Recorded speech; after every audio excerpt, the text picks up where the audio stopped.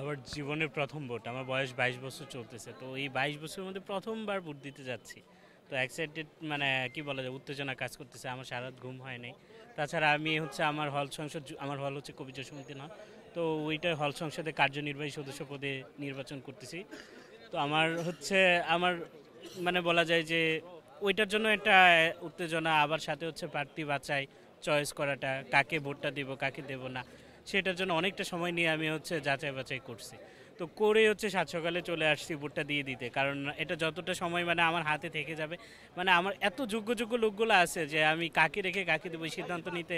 এমনি আমাকে ব্যাক পোয়াইতে হয়েছে তো সময় গেলে আরও ব্যাক পোয়াইতে হবে সেই জন্যই এত সকালে চলে আসা হ্যাঁ, আর সেই সাথে আরেকটা জিনিস হচ্ছে এই ইলেকশনে বা এই নির্বাচনটাতে আমার উদ্দেশ্য হচ্ছে বা সবার একটাই উদ্দেশ্য যে ভারতীয় আগ্রাসন বিরোধী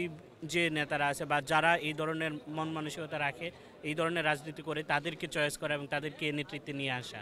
তো এক্ষেত্রে হচ্ছে আমি প্যানেলের বাইরেই স্বতন্ত্রতে প্রায় সব জায়গাতেই ভোট দেওয়ার চেষ্টা করব তারপরে হচ্ছে যেখানে আমার কাছে কোনো অপশন নাই কারণ যোগ্যতার বিচার করতে গিয়ে সেখানে অবশ্যই আমি প্যানেলে ভোট দেবো কিন্তু আমি সব ক্ষেত্রেই স্বতন্ত্র মানে চয়েস করব আসলে হচ্ছে আমাদের যে ভোট দেওয়ার অধিকার আমাদের যারা প্রতিনিধি ধরেন আমাদের রাষ্ট্রের প্রতিনিধি হোক এটা শিক্ষা প্রতিনিধি হোক আমাদের সবার অধিকার আমাদের প্রতিনিধি আমরা নিজেরা নির্বাচন করা এই দিক থেকে দেখা যায় বাংলাদেশের দীর্ঘ সময় একটা স্বৈরাচারী শাসন ছিল এবং আমাদের যে ভোট দিতে না পারা যে আক্ষেপ সেই আক্ষেপ থেকে আসলে সকালবেলা সবার আগে এসে ভোট দিতে আসা আর কি এখন পর্যন্ত দেখতেছি আলহামদুলিল্লাহ সার্বিক পরিস্থিতি খুবই ভালো যথেষ্ট হচ্ছে আইনশৃঙ্খলা বাহিনী যথেষ্ট আছে এবং আশা করছি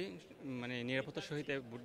দিবে সবাই এবং কোনো সমস্যা হবে না আর কি এই জিনিসটা খুবই ভালো লাগছে খুব উৎসবমুখর পরিবেশ সবাই আসছে কথা বলতেছি এবং এই কেন্দ্রের প্রথম ভোটটা আমি দিব এটা একটু আনন্দদায়ক আর কি আমার জন্য ইনশাল্লাহ ভালো লাগতেছে আর কি নিজের খুবই